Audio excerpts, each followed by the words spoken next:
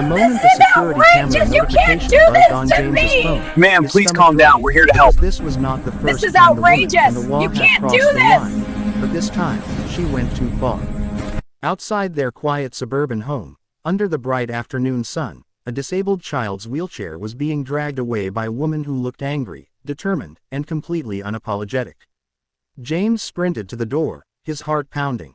His 8-year-old son, Liam, sat frozen on the living room couch, eyes wide with fear, his legs unable to move without the wheelchair that woman was stealing. The wheelchair wasn't just equipment, it was Liam's freedom, his independence, his safety. And it was disappearing down the sidewalk. The woman, known throughout the neighborhood as the law enforcer, had complained for months. She claimed the wheelchair ruined the community's appearance. She said it violated law rules. She sent letters, fines, and threats. But today, she decided rules were optional, and compassion was unnecessary. James shouted her name. Neighbors peeked through blinds. Phones came out. The woman snapped back that she was confiscating unauthorized property. She tightened her grip and kept walking. That was when the sirens cut through the air. 2 police cars turned the corner, lights flashing but sirens short and sharp. Someone had already called 911. The officers stepped out quickly, their eyes locking onto the wheelchair in the woman's hands and the terrified child visible through the front window. The lead officer didn't hesitate. He asked one simple question. "Ma'am, do you have permission to take medical equipment from a disabled child?" She smirked. She actually smirked. She said the wheelchair was temporary and replaceable. She said the law had authority. She said she was protecting property values. The officer's expression hardened. What she did not realize was that federal disability laws existed for moments exactly like this. Taking mobility equipment was not a civil disagreement, not a policy issue, and not something paperwork could excuse. It was considered interference with medical assistance, and the consequences were immediate, serious, and unavoidable under the law. In that instant, the situation changed completely. What she thought was an HOA dispute had become something far more serious. She wasn't enforcing rules anymore. She was committing a crime, caught on camera, witnessed by neighbors, and documented in real time.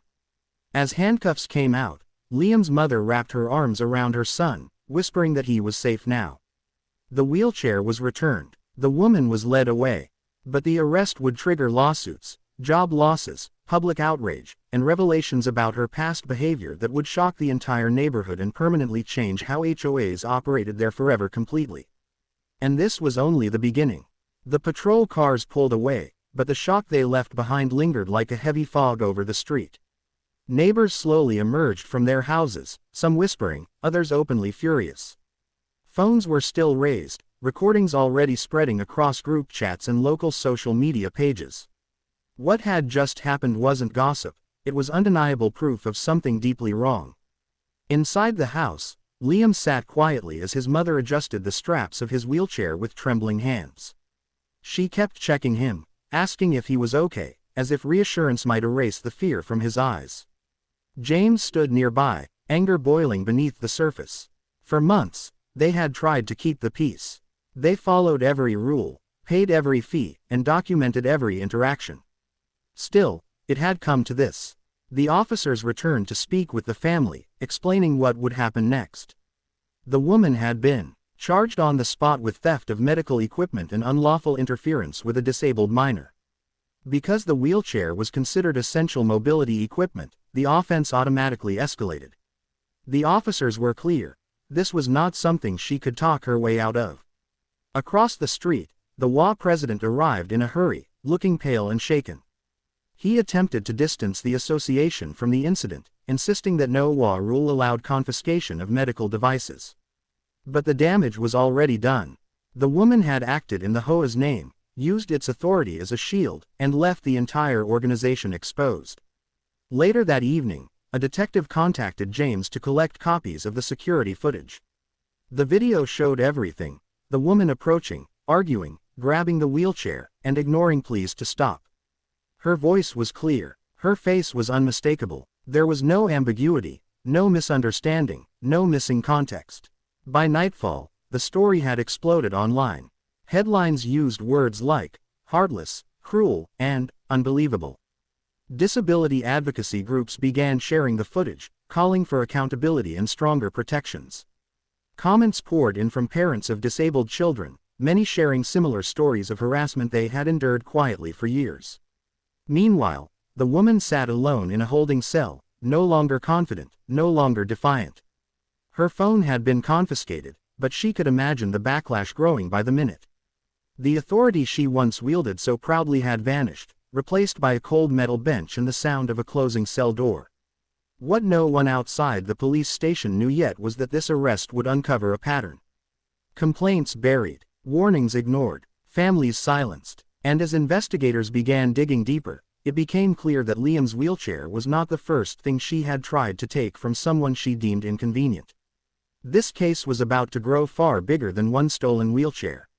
The next morning began with an unexpected knock at the door, not from police, but from an attorney representing a disability rights organization that had seen the video overnight. He spoke calmly, but his words carried weight. What happened, he explained, was not just criminal. It was a civil violation that opened the door to serious legal consequences.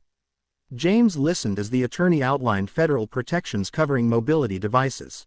A wheelchair was legally treated as an extension of the body. Removing it, even briefly, could be prosecuted similarly to physical restraint.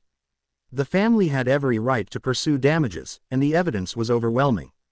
At the police station, detectives were already piecing together more than just one incident. Records showed multiple complaints filed against the same woman over several years. Noise citations selectively enforced, play structures removed from yards with disabled children, threatening letters sent late at night. Each report alone seemed minor. Together, they painted a disturbing pattern. When officers interviewed the woman again, her story changed.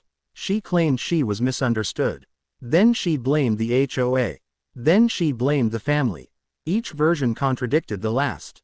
The confidence she had displayed on the sidewalk was gone, replaced by panic and desperation. By midday, the WA board called an emergency meeting. Residents packed the community center, anger filling the room. Parents stood up one after another, describing how their children had been singled out, fined, or intimidated. What had once felt like isolated discomfort now felt like collective abuse. Liam's parents did not attend. They stayed home, focused on restoring a sense of normalcy. Still, Liam asked if the woman would come back. His mother promised. She would not, but her voice wavered. Trauma did not disappear just because justice had begun. That evening, the district attorney made a public statement. Because the victim was a disabled minor, prosecutors would be seeking enhanced penalties. The case would move quickly. The woman's request for immediate release was denied. She would remain in custody until arraignment. As news crews gathered outside the station, neighbors finally understood the gravity of what had happened. This was no WA disagreement. It was the exposure of unchecked power and cruelty hiding behind clipboards and bylaws. The pressure mounted quietly but relentlessly. Emails flooded inboxes. Sponsors withdrew support. Former allies refused calls. Even those who once defended strict enforcement began distancing themselves. Silence became judgment. Every hour brought another consequence, another realization that the authority she abused had never truly belonged to her, and now it was gone for good this time. And as legal filings were prepared and witnesses lined up, one thing became clear: the consequences would not stop at a jail cell. Arraignment morning arrived with an energy that felt heavy and electric at the same time. The courthouse steps filled early, not with spectators seeking drama, but with parents, advocates, and neighbors demanding accountability. Some held handmade signs, others stood silently, arms crossed, faces tight with restrained anger. Everyone was there for the same reason: to make sure this did not quietly disappear. Inside the courtroom, the woman sat stiffly beside her attorney. Gone was the sharp posture and clipped confidence she once displayed. She avoided eye contact, staring instead at the table in front of her as if it might offer escape. When the judge entered, the room fell silent in an instant. The charges were read clearly and slowly: theft of medical equipment, harassment of a disabled minor, abuse of authority. Each count landed like a blow.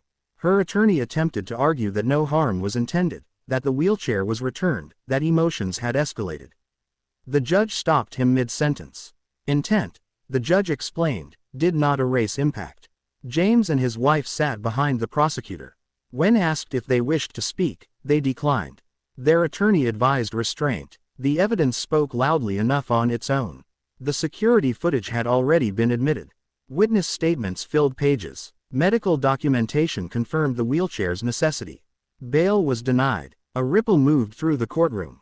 The woman's head snapped up, disbelief flashing across her face. For the first time, the reality settled in. She would not be going home. She would remain in custody until trial. Outside, cameras captured reactions, but inside the family drove home quietly. Liam watched out the window, clutching his favorite toy. His mother wondered how long it would take for him to feel safe again. Justice moved fast, but healing never did. That afternoon, the WA board released a public statement. They suspended the woman's membership permanently and announced an independent audit of all enforcement actions taken over the past 5 years. Legal advisors recommended full cooperation. The community, once tightly controlled, began to breathe again. Messages continued pouring in from strangers across the country. Some shared support, others shared pain. Parents wrote about children excluded, targeted, and humiliated. Advocacy groups promised to monitor the case closely. What happened on one quiet street now carried national attention. That evening, James sat at the kitchen table reviewing documents. Lawsuits were forming. Changes were coming. He looked at his son laughing softly at a cartoon and felt a surge of resolve. This story would not end with punishment alone. It would end with protection, awareness, and reform. And the next chapter would bring consequences no one in that courtroom could yet imagine. The days following the arraignment moved faster than anyone expected, as if the system itself recognized the urgency of what had happened. Investigators widened their scope, subpoenaing WA records, emails, and internal complaints that had never been shared publicly. What surfaced was deeply unsettling. The woman had not acted alone, nor had she acted suddenly. Emails revealed a long history of targeting families she considered non-compliant. Wheelchair ramps labeled temporary hazards. Medical vans reported as unauthorized vehicles. Children's adaptive equipment described as visual clutter. Each message carried the same tone: cold, dismissive, and alarmingly confident. Detectives interviewed former residents who had moved away quietly, many citing personal reasons at the time. Now, those reasons came into focus. One family described being fined weekly for a child's therapy swing. Another recalled threats of legal action over a service dog's presence. None had felt powerful enough to fight back. Until now, the district attorney added new charges based on the growing evidence. Harassment became stalking. Stalking became abuse of power. Each escalation increased potential sentencing. The woman's legal team requested a plea discussion, but prosecutors refused. This case, they stated, demanded a public trial. Meanwhile, Liam began attending counseling. At first, he refused to sit near windows. Loud noises made him flinch. His parents followed professional guidance, offering patience rather than pressure. Progress came slowly, in small victories, sleeping through the night, laughing freely again, asking questions instead of staying silent. At the WA Emergency Assembly, residents voted unanimously to dissolve the existing enforcement structure. An interim board replaced it, prioritizing transparency and inclusion. New bylaws were drafted with disability advocates present at every meeting. What once functioned as control was being rebuilt as community. News outlets continued coverage, but the tone shifted. This was no longer just outrage.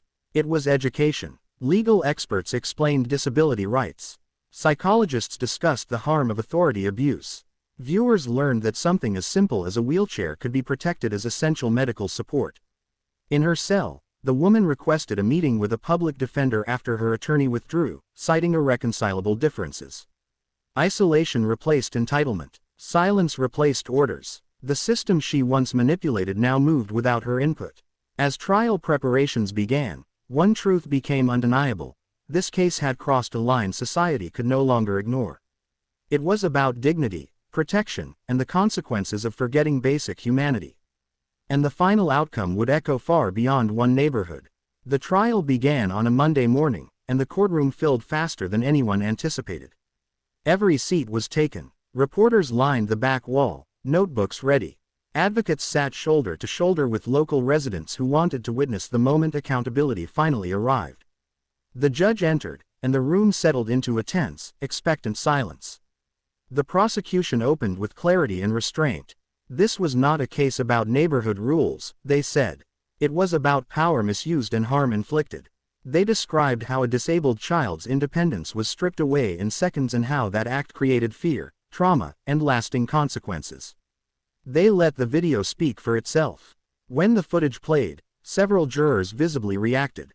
One looked down, jaw clenched. Witnesses followed. Neighbors testified about what they saw that day. A police officer explained the legal classification of mobility equipment and why the arrest was immediate.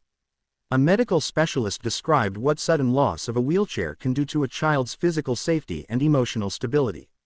Each testimony built upon the last, forming a picture that was impossible to dismiss. When it was the defense's turn, the strategy faltered.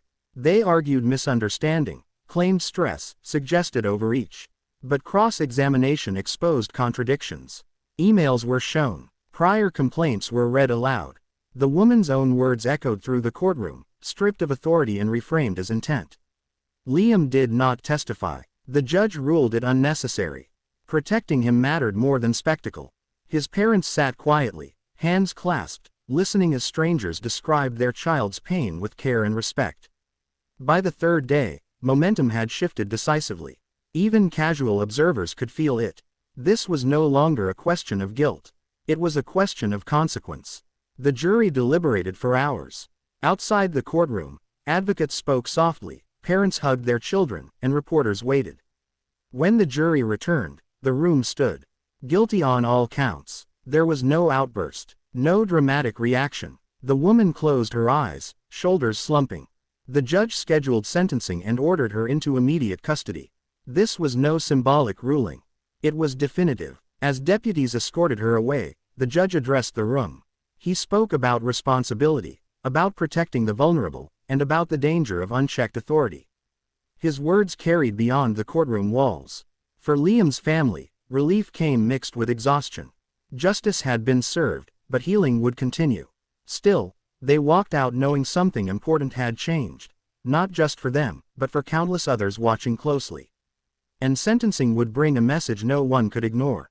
Sentencing day arrived quietly, without the chaos of the trial, yet the weight in the courtroom felt even heavier.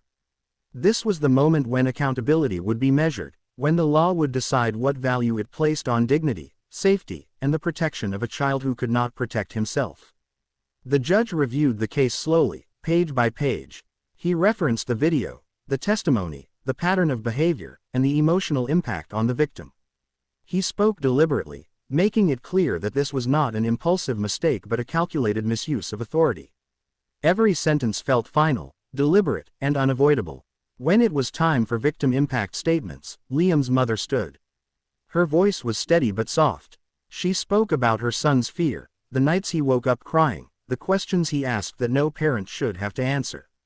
She explained that the wheelchair was not just metal and wheels, but freedom, independence, and dignity. When she finished, the courtroom was silent. The defense offered a brief statement, asking for leniency. They cited stress, misunderstanding, and remorse. The judge acknowledged the words, then dismissed them. Remorse, he said, was not proven by regret after consequences, but by restraint before harm. The sentence was announced. Immediate jail time. The judge explained that incarceration was necessary, not only as punishment, but as a clear message. Crimes against disabled individuals, especially children, would not be minimized or excused.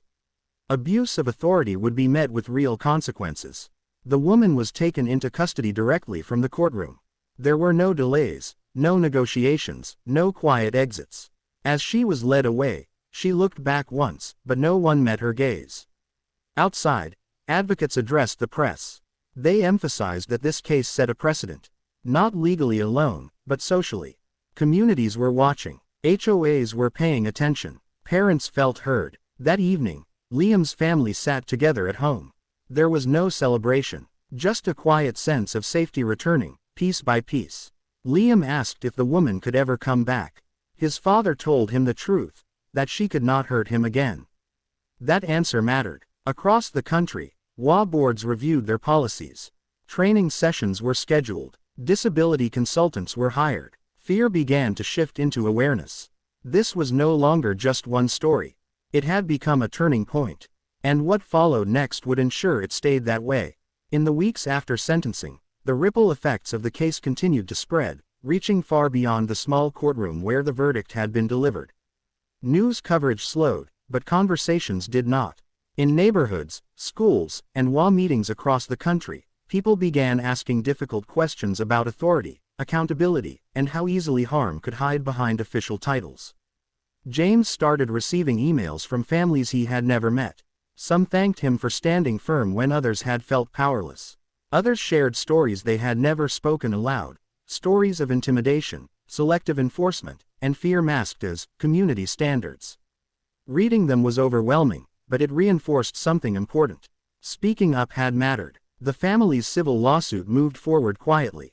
Depositions were taken. Records were examined. Without fanfare, a settlement was reached that ensured long-term support for Liam's medical needs and funded disability awareness programs in the county.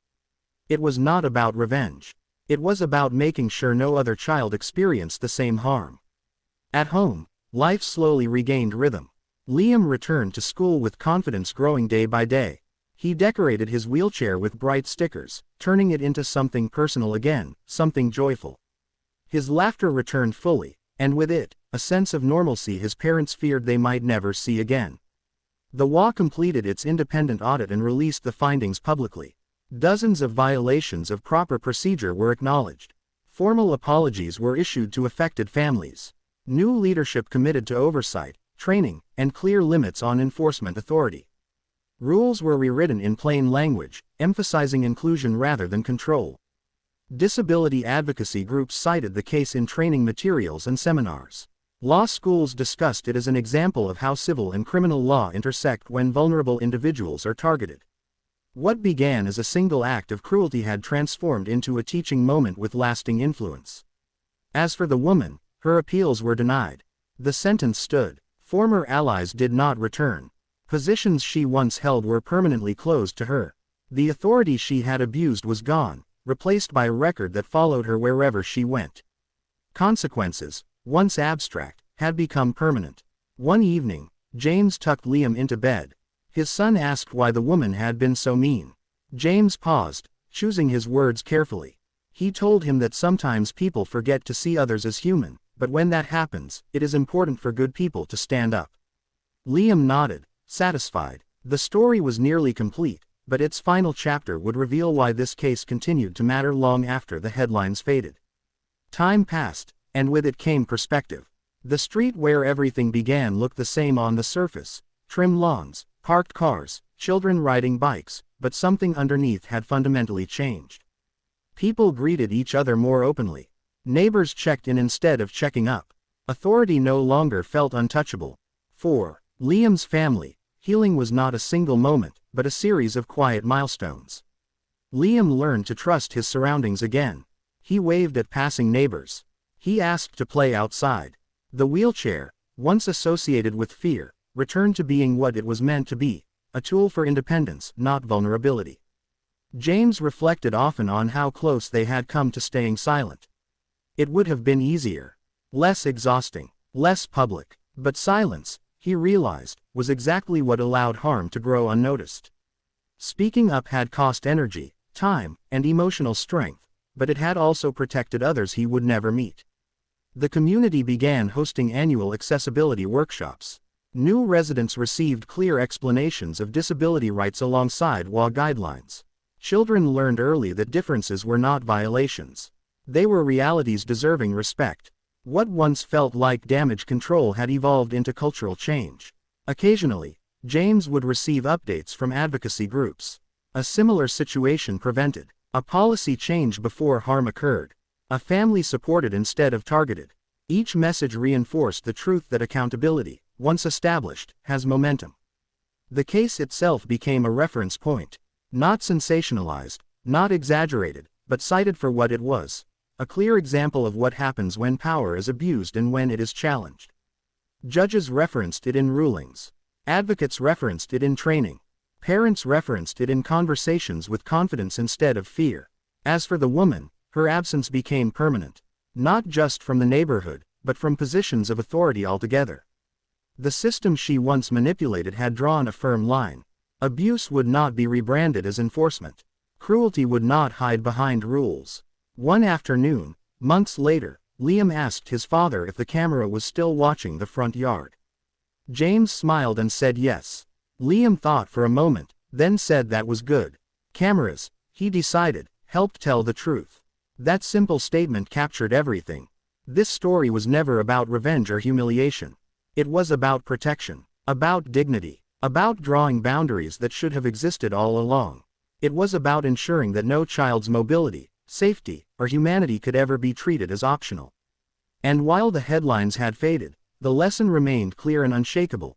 When someone steals a disabled child's freedom, the law, and the community, must respond instantly, firmly, and without hesitation. Because justice is not just about punishment. It is about making sure it never happens again.